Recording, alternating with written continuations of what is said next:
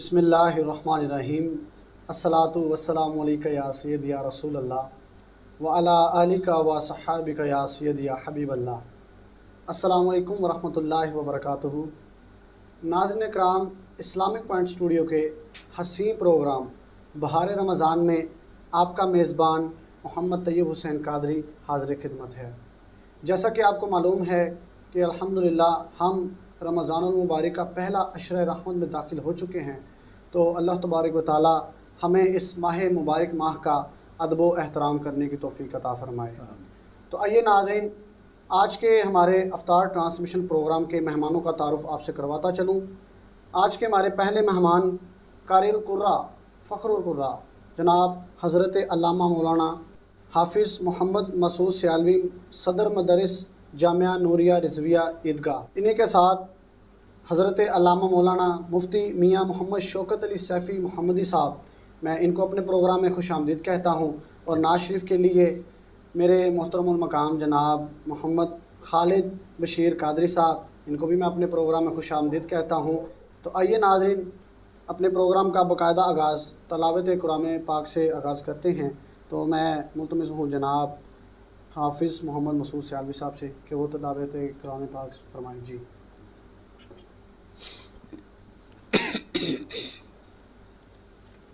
اعوذ باللہ من الشیطان الرجیم،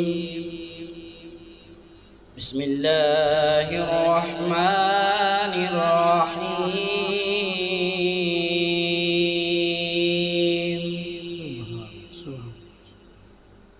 ما كان محمد أبا أحد من رجالكم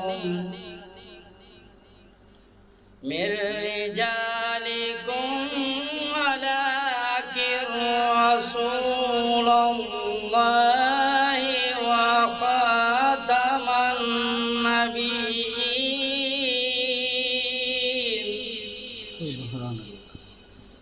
وكان الله بكل شيء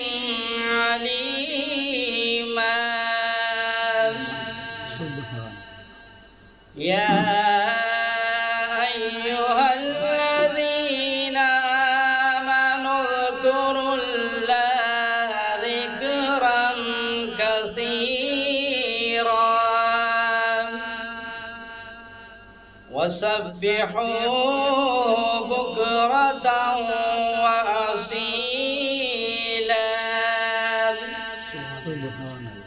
هو الذي يصلي عليكم وملائكته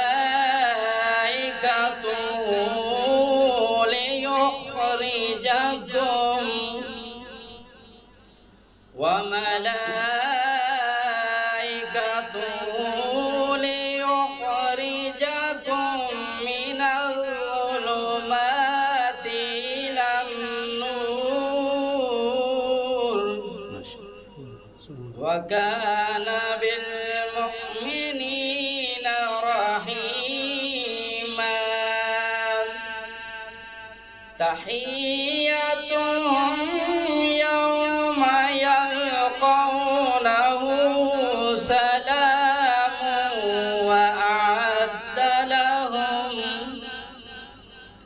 وأعد لهم أجرا كريما۔ يا أيها النبي إنا أرسلناك شاهدا، إنا أرسلناك شاهدا ومبشرا ونذيرا وداعيا إلى الله بإذنه وسراجا منيرا، وبشر المؤمنين بأن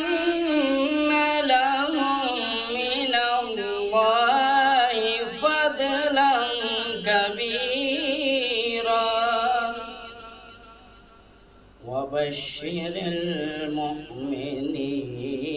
بأن لهم من الله فضلا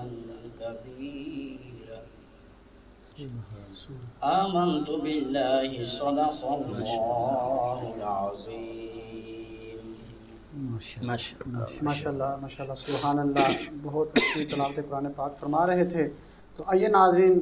نعت شریف کی طرف چلتے ہیں۔ تو میں ملتمس ہوں خالد بھائی سے کہ وہ حضور نبی کریم صلی اللہ تعالیٰ علیہ وسلم کی بارگاہ میں نذرانہ عقیدت پیش فرمائیں۔ جی بسم اللہ۔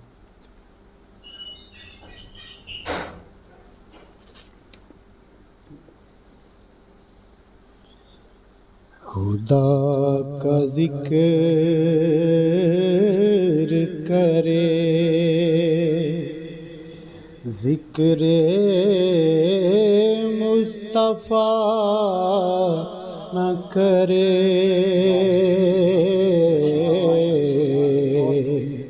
خدا کا ذکر کرے، ذکر مصطفیٰ نہ کرے، ہمارے منہ میں ہو ایسی زبان خدا نہ کرے، خدا کا ذکر کرے، در رسول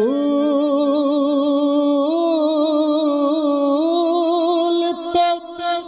ایسا کبھی نہیں دیکھا،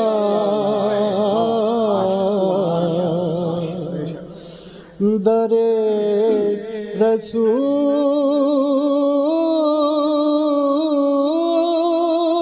پہ ایسا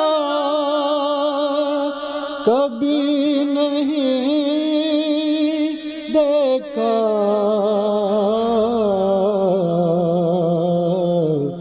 کہ جو سوال کرے اور وہ عطا نہ کرے،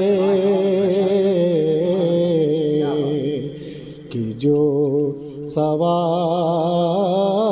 سوال کرے اور وہ عطا نہ کرے، خدا کا ذکر کرے، اسیر جس کو بنا کر رکھے مدینے میں،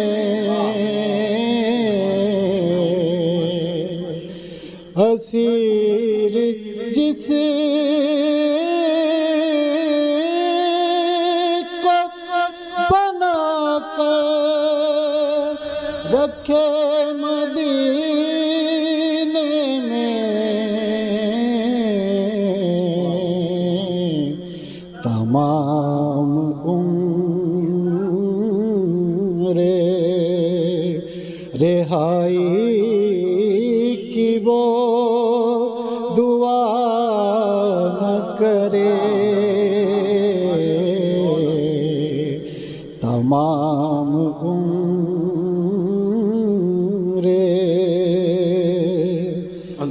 مدینہ جا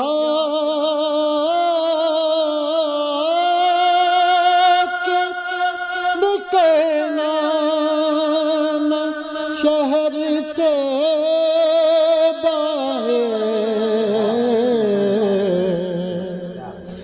مدینہ جا کے نکلنا نہ شہر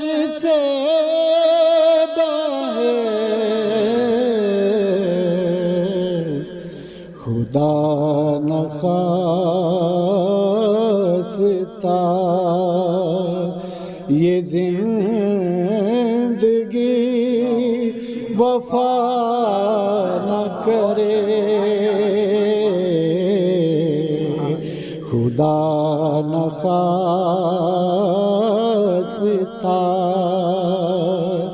یہ زندگی وفا نہ کرے،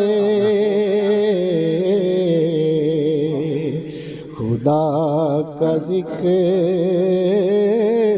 کرے، ذکر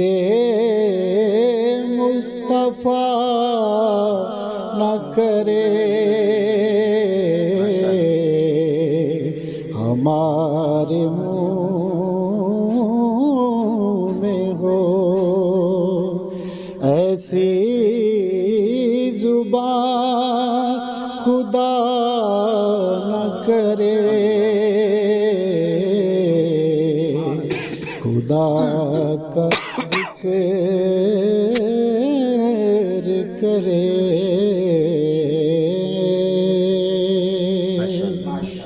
ماشاءاللہ ماشاءاللہ سبحان اللہ، خدا کا ذکر کریں، قبلہ علامہ صاحب جی جی، خدا کا ذکر کریں، ذکر مصطفیٰ نہ کریں، اور ہمارے منہ میں ہو ایسی زبان خدا نہ کرے، ہمارے منہ میں ہو ایسی زبان کہ خدا نہ کرے۔ ماشاءاللہ یہ دے خالد بشیر قادری صاحب بہت خوبصورت ماشاءاللہ نعت پاک حضور پاک نبی رحمت صلی اللہ تعالیٰ علیہ وسلم کی بارگاہ میں پیش کر رہے تھے۔ تو آئیے ناظرین چلتے ہیں علامہ صاحب کی طرف۔ علامہ صاحب آپ اس میں تھوڑی سی رہنمائی فرمائیں کہ رمضان کی فضیلت کیا ہے تاکہ ہمارے ناظرین کو پتہ چل سکے۔ جی جی ماشاءاللہ، بہت پیارا سوال کیا آپ نے،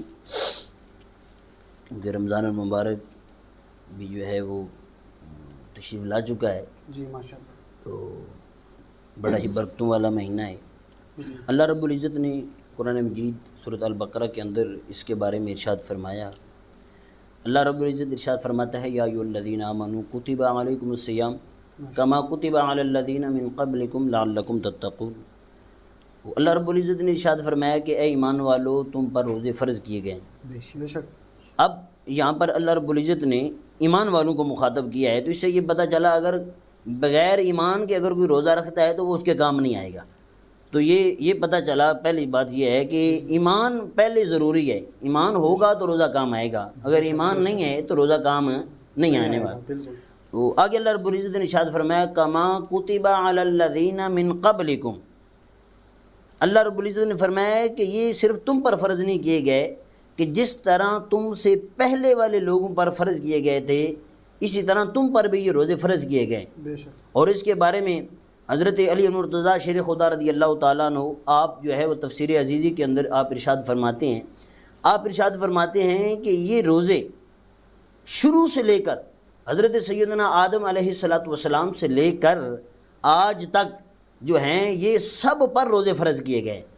صرف یہ نہیں ہے کہ یہ ایک امت پر یا ایک چند لوگوں پر نہیں، بلکہ سب پر یہ جو ہے وہ یہ روزے فرض کیے گئے ہیں۔ تو آگے اللہ رب العزت نے آخر میں ارشاد فرمایا، لعلکم تتقون۔ تو یہ لعلکم تتقون ہماری اس طرف توجہ دلا رہا ہے کہ جب تم روزے رکھو گے تو ہوگا کیا، پھر اللہ رب العزت روزے کی برکت سے تمہارا جسم بھی پاک فرما دے گا، تمہارے روح کو بھی پاکی پاکی جو ہے عطا فرمائے گا۔ تو اللہ رب العزت جب روزہ رکھو گے لعلکم تتقون، اس کی طرف توجہ دے رہا ہے، فرمایا کہ پھر ہوگا کیا کہ تمہاری روح بھی پاک ہو جائے گی، تمہارے گناہوں سے بھی تم جو ہے وہ دور ہو جاؤ گے، گناہوں سے بچ جاؤ گے۔ تو یہ روزے کی برکت سے، اور جس طرح آپ نے سوال کیا کہ روزے کی فضیلت کے حوالے سے، تو روزے کی فضیلت جو ہے وہ طیب بھائی کوئی آج کی بات یا کسی مولانا یا کسی پیر نے فضیلت بیان کیا کر رہی ہے اس کی فضیلت جو ہے وہ تو آمنہ کے لال نے ارشاد فرما دی ہے، حضور نے خود ارشاد فرمائی ہے۔ اب سنیے، اب اس کو میں نہیں کہتا کہ یہ برکتوں والا مہینہ ہے، اعتراض کر سکتے ہیں نا، اور اگر کوئی پیر صاحب کہتے ہیں کہ جناب یہ برکتوں والا مہینہ ہے تم نے کیسے کہہ دیا، نہیں، میری اور پیر صاحب کی یہ آپ کی بات نہیں ہے، یہاں بات ہے حسنین کریمین کے نانا جان سیدہ طیبہ راکعہ ساجدہ فاطمہ زہرا رضی اللہ تعالیٰ عنہ کے بابا جان کی بات ہو رہی ہے۔ آپ نے ارشاد فرمایا، کیا فرماتے ہیں حضور؟ فرماتے ہیں کہ شہر عظیم، یہ مہینہ عظیم ہے۔ اب اس کو عظیم میرے محبوب علیہ السلام نے فرمایا، پھر فرمایا وشہر مبارک، یہ برکتوں والا مہینہ ہے۔ اب اس کو عظیم بھی میرے محبوب نے فرمایا اور مبارک والا بھی آقا علیہ الصلوۃ والسلام نے فرمایا کہ یہ عظمتوں والا ہے، یہ برکتوں والا ہے۔ تو یہ نبی کریم صلی اللہ تعالیٰ علیہ وآلہ وسلم کے فرمان علی شان سے یہ بات واضح ہو رہی ہے کہ حضور علیہ السلام نے فرمایا کہ یہ عظمت والا ہے، یہ برکت والا ہے۔ اور اسی طرح حدیث پاک کا مفہوم کہ نبی مکرم صلی اللہ تعالیٰ علیہ وآلہ وسلم نے آگے ارشاد فرمایا کہ اس مہینے کے حوالے سے، کیونکہ آپ نے یہ پوچھا کہ رمضان کی فضیلت کے بارے میں، تو سنیں محبوب کریم صلی اللہ تعالیٰ علیہ وآلہ وسلم نے پھر آگے ارشاد فرمایا فیہ لیلۃ خیر من الف شہر، فرمایا پھر اس مہینے میں ایک رات ایسی ہے جو 1000 مہینوں سے بھی افضل ہوگی۔ ایک رات ایسی ہے جو 1000 مہینوں سے بھی افضل ہوگی۔ اب یہ نبی کریم صلی اللہ تعالیٰ علیہ وآلہ وسلم خود اس کی عظمت بیان فرما رہے ہیں۔ آپ آگے حدیث پاک کے الفاظ ہیں کہ نبی کریم صلی اللہ تعالیٰ علیہ وآلہ وسلم فرماتے ہیں، حضور علیہ السلام نے فرمایا کہ اب اس حدیث پاک کے راوی حضرت سلمان فارسی رضی اللہ تعالیٰ عنہ، آپ فرماتے ہیں کہ پھر نبی کریم صلی اللہ تعالیٰ علیہ وآلہ وسلم نے ہمیں فرمایا کہ اے میرے غلاموں، جو بندہ روزے دار کا روزہ افطار کروائے گا، تو نبی کریم صلی اللہ علیہ وآلہ وسلم نے فرمایا اللہ تبارک و تعالیٰ روزہ افطار کروانے والے کو روزہ رکھنے والے جتنا ثواب عطا فرمائے گا۔ جتنا روزے دار نے سارا دن وہ بھوکھا پیاسا رہا، اس نے صبر کیا، آقا علیہ السلام فرماتے ہیں روزہ افطار کروانے والے کو اتنا ہی ثواب ملے گا۔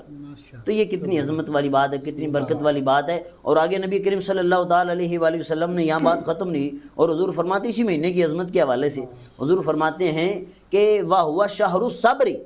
یہ مہینہ صبر والا مہینہ ہے، وَالصَّبْرُ صَوْبُهُ الْجَنَّةِ، اور پھر جو صبر کرے گا اس کی جزا کیا ہے؟ میرے محبوب فرماتے ہیں اللہ اسے جنت عطا فرمائے گا، جنت عطا فرمائے گا۔ اور پھر فرمایا کہ جو بندہ ان تمام چیزوں پر عمل کرے گا، آگے آقا علیہ السلام کے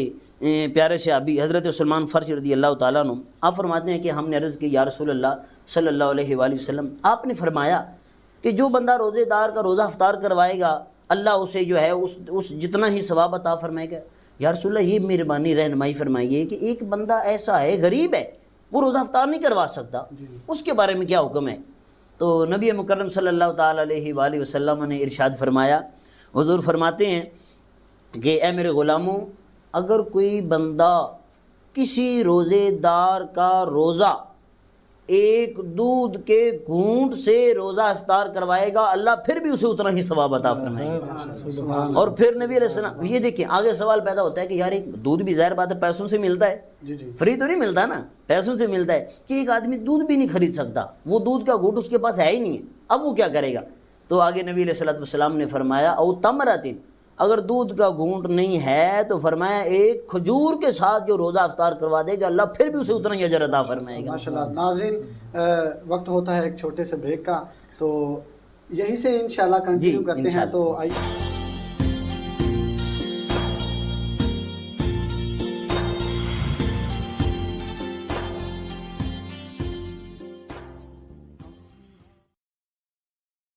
ناظرین ہم آپ کو اپنے پروگرام میں دوبارہ خوش آمدید کہتے ہیں۔ تو چلتے ہیں علامہ صاحب کی طرف، کیونکہ بیچ میں بریک آ گئی تھی، تو میں چاہتا ہوں کہ علامہ صاحب اپنی بات وہ مکمل کریں۔ جی میں عرض کر رہا تھا کہ روزہ افطار کروانے کے حوالے سے کہ نبی مکرم صلی اللہ تعالیٰ علیہ وآلہ وسلم نے فرمایا کہ اگر کوئی اتنی طاقت نہیں رکھتا کہ وہ کسی کو پیٹ بھر کے کھانا کھلائے، حضور نے فرمایا وہ دودھ کا ایک گھونٹ پلا دے تو انشاءاللہ اللہ پھر بھی اسے اتنا ہی ثواب عطا فرمائے گا۔ تو اس کے بعد نبی علیہ السلام نے ارشاد فرمایا کہ اگر کوئی بندہ اتنی طاقت نہیں رکھتا تو وہ ایک کھجور کھلا دے، وہ ایک کھجور کھلا کر روزہ افطار کروا دے اللہ پھر بھی اسے اتنا ہی ثواب عطا فرمائے گا۔ اور اس کے آخر میں اب سوال پیدا ہو سکتا تھا کہ جناب دودھ کے پیسے بھی نہیں ہیں، کھجور کے پیسے بھی نہیں ہیں، لیکن یہاں نبی مکرم صلی اللہ تعالیٰ علیہ وآلہ وسلم نے ایسا جملہ ارشاد فرمایا کہ اب آگے سوال پیدا ہوتا ہی نہیں ہے۔ نبی علیہ السلام نے ارشاد فرمایا جو بندہ کسی روزے دار کا روزہ سادے ایک پانی کے گھونٹ سے روزہ افطار کرائے گا، اللہ پھر بھی اسے اتنا ہی اجر عطا فرمائے گا۔ تو یہ دیکھیں، اب پانی تو عام مل جاتا ہے، یہ ایک معمولی بات ہے، تو پھر بھی روزہ افطار کروانے والے کو اتنا ہی اللہ اس کا ثواب عطا فرماتا ہے۔ علامہ صاحب ایک سوال یہ تھا اس بیچ میں مجھے یاد آیا کہ اکثر ہم یہ کرتے ہیں کہ اپنے کسی رشتہ دار کو یا کوئی امیر گھرانے کا یا کوئی ایسا ویسا بندہ ہوتا ہے جو لینڈ لارڈ بندہ ہوتا ہے، ہم کوشش کرتے ہیں جی فلاں بندے کی ہم افطاری اپنے گھر میں کروائیں، اور یہ ہے ہمارے لیے بڑی بات ہوگی، ہم تصویریں باقاعدہ بنا کے اس کو سوشل میڈیا پہ اپلوڈ کرتے ہیں۔ تو کیا میرے خیال سے ہم کسی غربا کو ہم نہیں بلا سکتے؟ جی بڑا خوبصورت آپ نے کوشچن کی طرف اشارہ کیا۔ تو اس کے حوالے سے محترم یہ ہے کہ نبی مکرم صلی اللہ تعالیٰ علیہ وآلہ وسلم نے اسی حدیث مبارک جو میں نے ابھی عرض کیا نا، اسی حدیث پاک کے اندر الفاظ موجود ہیں۔ حضور علیہ السلام فرماتے ہیں وشہر المواسات، یہ غم خواری کا مہینہ ہے کہ ایک غریب ہے تو اس کا خیال کس نے کرنا ہے؟ اگر ہم نے نہیں کرنا تو پھر اس کا خیال کس نے کرنا ہے؟ ہم غریبوں کا سہارا بنیں، غریبوں کے ساتھ۔ ہاں آج ہوتا کیا ہے، جس بات کی طرف آپ اشارہ کر رہے تھے، میں کہتا ہوں جناب میں نے روزہ افطار کروانا ہے، فلاں پہ بھی آ رہا ہے، ایم این اے بھی آ رہا ہے، فلاں کونسلر بھی آ رہا ہے، لوگوں کو اکٹھا کر لیا۔ اب یقیناً ہمیں یقین ہوتا ہے کہ حضرت صاحب کا روزہ نہیں ہے، اب ہمیں پتہ بھی ہے، لیکن صرف لوگوں کو دکھانے کے لیے کہ جناب واہ واہ جناب حضرت صاحب اتنا بڑا اس نے بڑا جناب پروگرام کیا، نہیں، یہ دیکھیں نا، انعام اسی کے لیے نبی علیہ السلام نے فرمایا جس نے کسی روزے دار کو روزہ افطار کروایا۔ ہاں جی، یہ اس کی بات ہو رہی ہے جس نے روزے دار کو روزہ افطار کروایا، چاہے وہ امیر ہو چاہے وہ غریب ہو، روزے دار کو روزہ افطار کروائیں، لیکن غریب کا سہارا یہ ہے کہ روزہ رکھا ہو اس بندے نے۔ لیکن میں ایک تھوڑی سی اور اشارہ کرنا چاہتا ہوں، میری ذہن میں یہ بات آئی کہ غریب کا سہارا بننے کے حوالے سے، یتیم کا سہارا بننے کے حوالے سے، کہ یتیم کا سہارا خدا را اس طرح بنے، یتیم کے ساتھ پیار اس طرح نہ کریں کہ جناب 100 روپے کا نوٹ دے رہے ہیں اور ساتھ تصویر، جناب حضرت صاحب تصویر کھینچے ذرا میں نے جناب فیس بک پہ چڑھانی ہے، اس لیے نہیں ہے، بلکہ یتیم کا سہارا اس طرح بنے کہ جس طرح آپ نے وہ سنا ہوگا کہ نبی مکرم صلی اللہ تعالیٰ علیہ وآلہ وسلم عید کے موقع پر جو ہے وہ گھر سے تشریف لے کر جا رہے تھے، تو رستے میں بچے کھیل رہے تھے، ایک بچہ چھوٹا سا وہ کھیل رہا تھا، وہ رو رہا تھا، تو نبی مکرم صلی اللہ تعالیٰ علیہ وآلہ وسلم نے فرمایا ابھی سارے کھیل رہے ہیں، اچھے کپڑے پہنے، تم کیوں رو رہے ہیں؟ تو کہتا ہے کہ یا رسول اللہ میرے ابا جی نہیں ہیں، میں یتیم ہوں، میرا کوئی سہارا نہیں ہے، تو مجھے کوئی کپڑے پہنانے والا نہیں ہے۔ آپ سنیے، نبی مکرم صلی اللہ تعالیٰ علیہ وآلہ وسلم اس شہزادے کو پکڑا، گھر لے کر گئے اور گھر جا کر فرمایا کہ اس میرے شہزادے کو حسن و حسین والے کپڑے پہناؤ۔ اور اس کے بعد سنیے، میں شارٹ بتا رہا ہوں، اس کے بعد ہوا کیا، نبی علیہ السلام نے اس بچے کو تیار کیا، اور تیار کرنے کے بعد آمنہ کے لال نے اس یتیم بچے کو اپنے کندھوں پہ سوار کیا، اس کے بعد آقا علیہ السلام چل پڑے۔ جب ان بچوں نے دیکھا کہ یار یہ وہ بچہ جو رو رہا تھا، جس کا کوئی سہارا نہیں تھا، تو یہ اللہ کی نبی کے کندھوں پہ سوار، نبی سواری اس کی بن گئی۔ جب یہ بات ان بچوں نے دیکھی نا، اب یہ جملہ سماعت فرمائیں، ان بچوں نے یہ جملہ بولا تھا، بچے پکار اٹھے کہ کاش ہم بھی یتیم ہوتے تو آمنہ کے لال کے کندھوں پہ سوار ہوتے۔ کتنا عظیم جملہ حضرت صاحب، یتیمی کی دعا کر دی، اس لیے کہ یار آمنہ کے لال۔ تو اس لیے میں یہ عرض کرنا چاہتا ہوں کہ رمضان المبارک کا مہینہ ہے، تو ہمیں اپنے یتیم بچوں کا سہارا اس طرح نہ بنے کہ سوشل میڈیا کو دکھانے کے لیے نہیں، بلکہ اس لیے بنے تاکہ اللہ بھی راضی ہو جائے، اللہ کا رسول بھی راضی ہو جائے۔ جی ماشاءاللہ۔ آخر میں ہم ایک نعت شامل کرتے ہیں، انشاءاللہ ملتے ہیں اگلے پروگرام میں نئے موضوعات، نئے سوالات اور نئے مہمانوں کے ساتھ۔ جی خالد بھائی۔ لو مدینے کی تجلی سے لگائے ہوئے ہیں، لو مدینے کی تجلی سے لگائے ہوئے ہیں، لو مدینے کی تجلی سے لگائے ہوئے ہیں، دل کو ہم مت لائے انوار بنائے ہوئے ہیں، دل کو ہم مت لائے انوار بنائے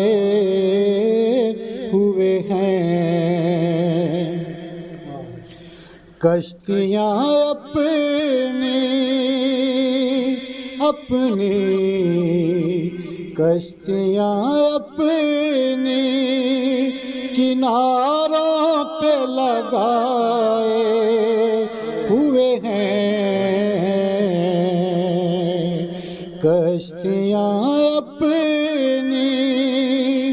کناروں پہ لگائے ہوئے ہیں، کیا وہ ڈوبیں جو محمد کے تراشے ہوئے ہیں، کیا وہ ڈوبیں جو محمد کے ترائے ہوئے ہیں، اور حاضر و ناظر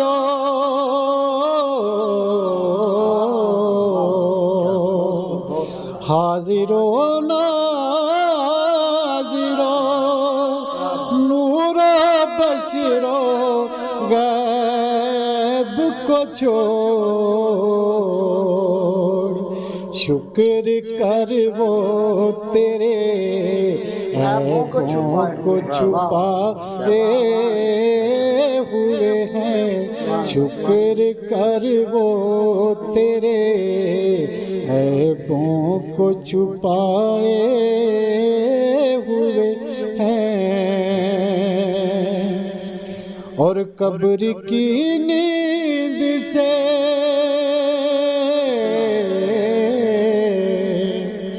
قبر کی نیند سے اٹھنا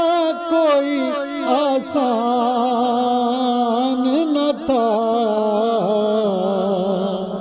ہم تو محشر میں انہیں دیکھنے آئے ہوئے ہیں، ہم تو محشر میں انہیں دیکھنے آئے ہوئے ہیں، اور بوسائے در سے بوسائے در سے انہیں روک نہ تو اے دربان، خود نہیں آئے یہ مہمان بلائے ہوئے ہیں، خود نہیں آئے یہ مہمان بلائے ہوئے ہیں، اور کیوں نہ پلڑا تیرے اعمال کا باری ہو نصیر، کیوں نہ پلڑا تیرے اعمال کا باری ہو نصیر، اب تو میزان پہ سرکار بھی آئے ہوئے ہیں، اب تو میزان پہ سرکار بھی آئے ہوئے ہیں، لو مدینے کی تجلی سے لگائے ہوئے ہیں، لو مدینے کی تجلی سے لگائے